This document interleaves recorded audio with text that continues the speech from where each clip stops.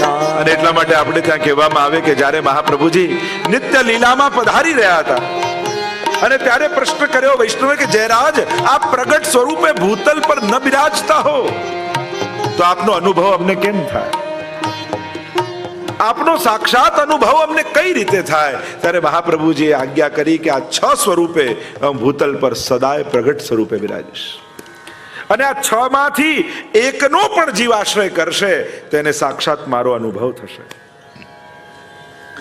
કહ્યું કે મારા બેઠકજીમાં હું સદાય પ્રગટ સ્વરૂપે બિરાજીશ।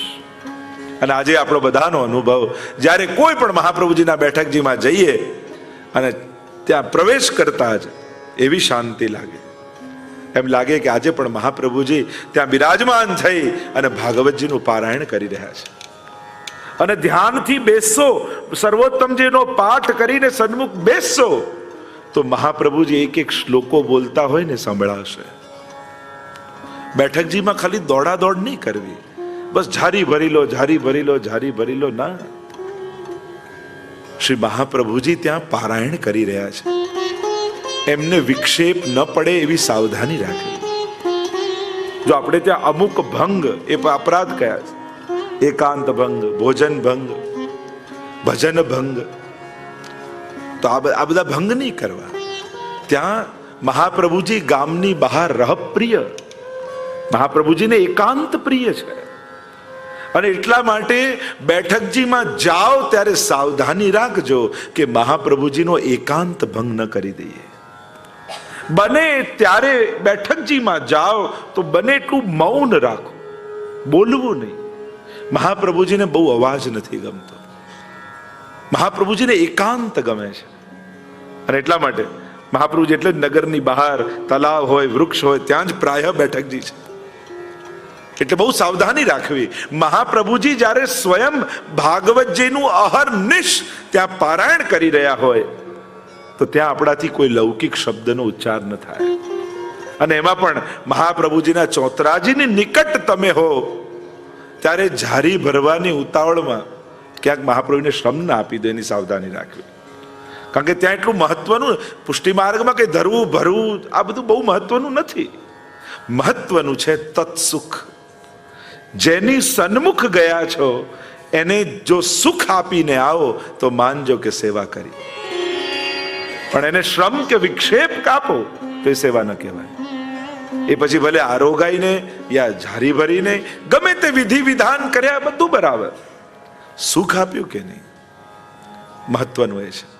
એટલે સૌથી પહેલી વાત એકાંત ભંગ નહીં કરો બેઠકજી, ત્યાં સાક્ષાત શ્રી મહાપ્રભુજી બિરાજમાન છે।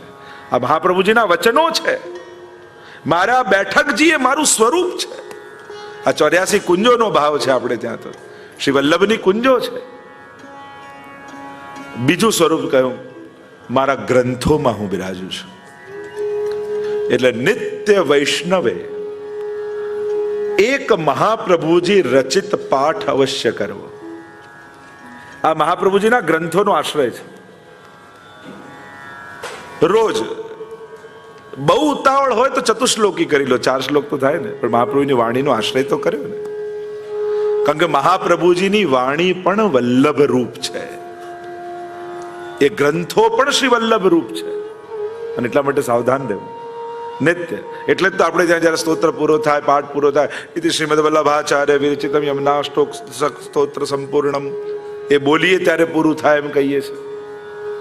અને એટલા માટે એ બોલવું, કારણ શ્રી મહાપ્રભુજી રચિત છે।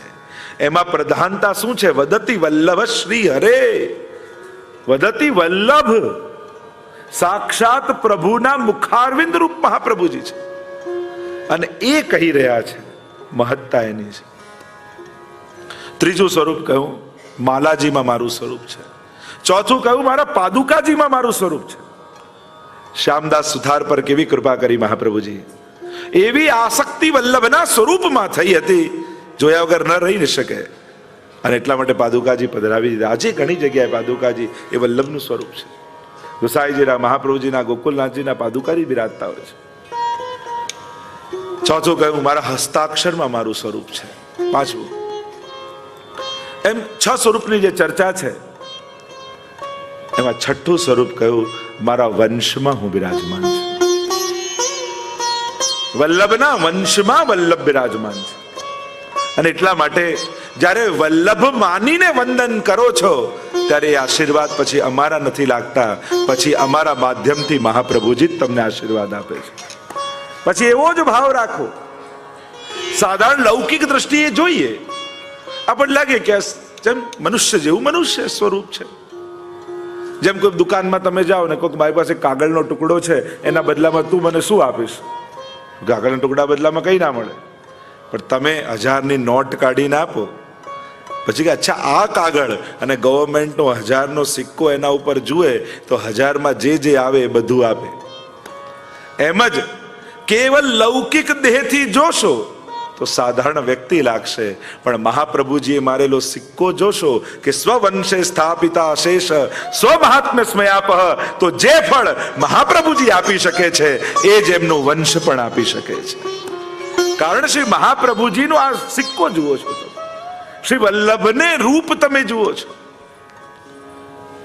અને એટલા માટે શ્રી ગુસાઈજી ને મહાપ્રભુજીમાં કોઈ ભેદ નથી.